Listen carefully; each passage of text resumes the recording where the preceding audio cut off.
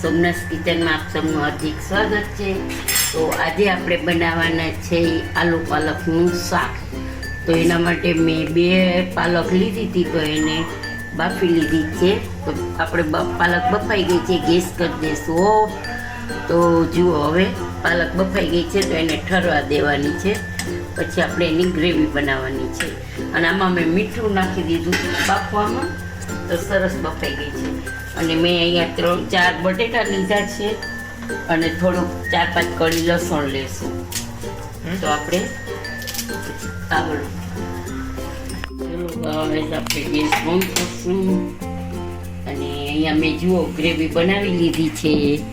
તો એકદમ smooth gravy બનાવવાની છે પાલકની બાફી.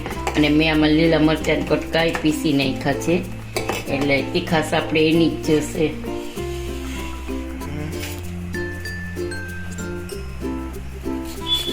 તેલ આવી ગયું છે તો જીરું નાખી દીધું છે. પછી આપણે નાખશું 1 નાની ચમચી હિંગ, અને પછી નાખશું લસણ અને આદુ ખમણેલું છે. તો 2 સાથે નાખી દઈશું આપણે.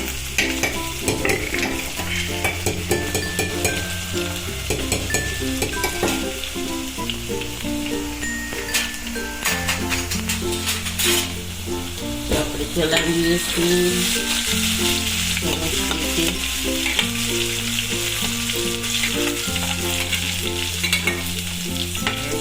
આપણું આદુ ને લસણ એકદમ પેલું પેન થઈ ગયું છે. પછી આપણે ચીજ છે ને એ બધી નાખી દઈશું.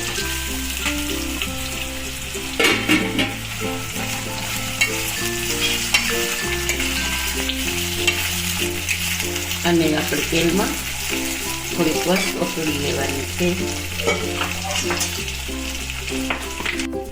થોડુંક નિમક નાખી દઈશું. પાલકમાં બાફવામાં નાખ્યું હતું એટલે આપણે થોડુંક ઓછું નાખશું.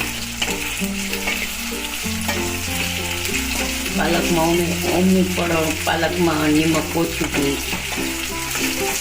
આમાં આપણે કોઈ મસાલા નથી કરવાના, કારણ કે આ ગ્રીન આપણું આ શાક છે ને એ ગ્રીન જ શાક બનશે. એટલે એમાં ટમેટું નથી નાખવાનું અને લાલ મરચું પણ નથી નાખવાનું, એટલે લીલા મરચાંની તીખાશ આપણે આવશે. હવે આપણે આને ઢાંકી દઈશું. ચાલો ગાઈસ, આપણે જોઈ લઈએ કે આપણે બટેટાની ચીઝ થઈ ગઈ છે. હવે આપણે એમાં આ ગ્રેવી નાખી દઈશું બધી.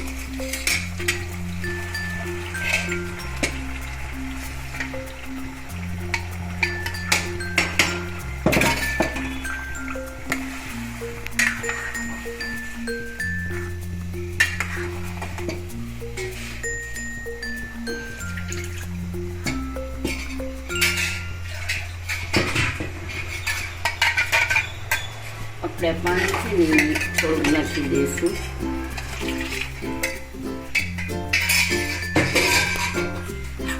મસાલામાં આપણે ધાણા જીરું જ નાખવાનું છે, બીજું કંઈ નાખવાનું નથી.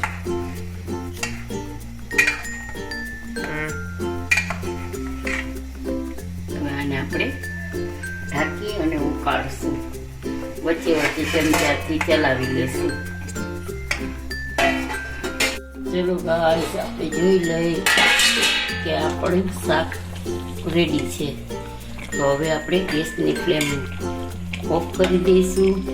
અને અહીંયા મેં 1 ચમચી જેટલો લીંબુનો રસ છે, તો આપણે ગેસ ઓફ કરીને નાખી દઈશું.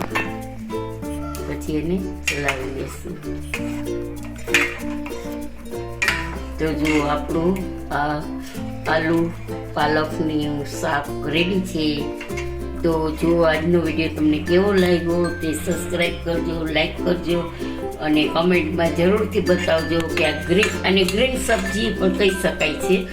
તો આલુ પાલકનું શાક તમને કેવું લાગ્યું તે જરૂરથી જણાવજો. જય શ્રી કૃષ્ણ.